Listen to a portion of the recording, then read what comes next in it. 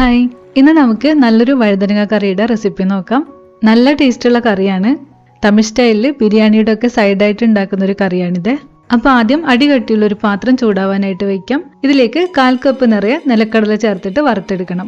കടല കഴുകി തുടച്ച് വൃത്തിയാക്കിയിട്ട് വേണം എടുക്കാൻ. തീ ഒരു മീഡിയം ഫ്ലെയിമിൽ വെച്ചിട്ട് റോസ്റ്റ് ചെയ്യണം. കടല റോസ്റ്റായി തുടങ്ങുമ്പോൾ ഒരു 2 ടേബിൾ സ്പൂൺ എള്ള് ഇതിലേക്ക് ചേർത്ത് കൊടുക്കാം. എള്ള് വേഗം തന്നെ റോസ്റ്റായി കിട്ടും. അപ്പോൾ കടലയും എള്ളും ഇതുപോലെ വറുത്ത ശേഷം നമുക്കിത് പാത്രത്തിൽ നിന്ന് മാറ്റാം. ഇനി ഇതിൻ്റെ ചൂടൊന്ന് കുറയുമ്പോൾ അല്പം വെള്ളം ചേർത്തിട്ട് നന്നായിട്ട് അരച്ചു വയ്ക്കണം. ഇങ്ങനെ റെഡിയാക്കിയാൽ പിന്നെ നമുക്ക് പെട്ടെന്ന് തന്നെ കറി ഉണ്ടാക്കാൻ പറ്റും. 1/2 കിലോ വഴുതനങ്ങയാണ് നമ്മൾ ഈ കറിക്ക് വേണ്ടി എടുക്കുന്നത്. ഇത് കട്ട് ചെയ്ത് വയ്ക്കണം. പിന്നെ ചെറുനാരങ്ങ വലുപ്പത്തിലുള്ള വാളംപുളി വെള്ളത്തിൽ കുതിർത്ത് വയ്ക്കണം. എന്നിട്ട് ആ പുളി പിഴിഞ്ഞ വെള്ളവും അരിച്ചു വയ്ക്കണം. കറിയിലേക്ക് 2 ടേബിൾ സ്പൂൺ എണ്ണയാണ് വേണ്ടത്. കുറച്ച് ദിവസം സ്റ്റോർ ചെയ്ത് വെക്കുന്ന രീതിയിൽ ഉണ്ടാക്കുമ്പോൾ നല്ലെണ്ണ എടുക്കുന്നതാണ് നല്ലത്. ഞാനിപ്പോൾ 1 ടേബിൾ സ്പൂൺ നല്ലെണ്ണയും 1 ടേബിൾ സ്പൂൺ വെളിച്ചെണ്ണയും ചേർത്തിട്ടുണ്ട്. എണ്ണ ചൂടാകുമ്പോൾ 1/2 ടീസ്പൂൺ കടുക് ചേർക്കാം. കടുകൊക്കെ പൊട്ടിയ ശേഷം തീ കുറച്ചിട്ട് 1/2 ടീസ്പൂൺ ഉലുവ ചേർത്ത് കൊടുക്കാം. 1 ടീസ്പൂൺ മുഴുവനോടുള്ള കുരുമുളക് ചേർക്കാം. പിന്നെ 1 ടീസ്പൂൺ ജീരകം ചേർത്ത് കൊടുക്കാം. സാധാരണ ജീരകമാണ്, പെരുംജീരകം അല്ല. അപ്പോൾ എല്ലാതും എണ്ണയിലൊന്ന് മൂത്ത് വന്നിട്ടുണ്ട്.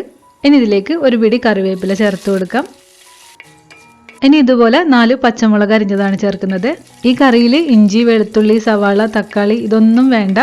ഒന്നും ഇല്ലാതെയും നമുക്ക് നല്ല തിക്ക് ഗ്രേവി ആയിട്ടുള്ള നല്ല ടേസ്റ്റുള്ള കറി ഉണ്ടാക്കാം.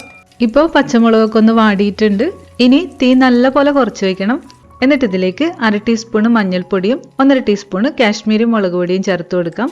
പൊടി ചേർത്ത് എണ്ണയിലൊന്ന് ചൂടായ ശേഷം വേഗം തന്നെ ഇതിലേക്ക് കട്ട് ചെയ്ത വഴുതനങ്ങയൊക്കെ ചേർത്ത് കൊടുക്കാവേ.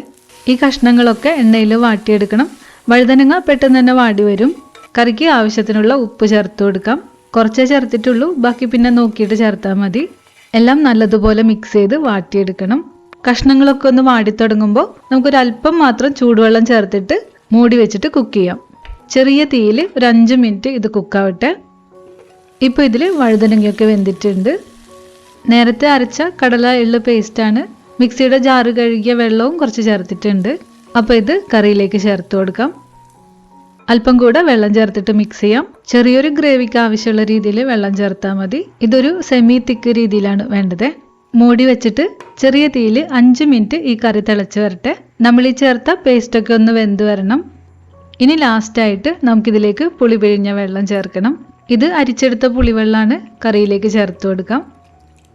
പുളി ചേർത്ത ശേഷം ഉപ്പ് നോക്കിയിട്ട് ആവശ്യമുണ്ടെങ്കിൽ ചേർക്കണം. കുറച്ച് സമയം തിളച്ച് ഈ പുളി കൂടെ ഒന്ന് വെന്ത് യോജിച്ചാൽ മതി. വഴുതനങ്ങ ഗ്രേവി ഇവിടെ റെഡിയാവും. ചോറിനും ചപ്പാത്തിക്കും ഒക്കെ നല്ലൊരു കോമ്പിനേഷനാണ്.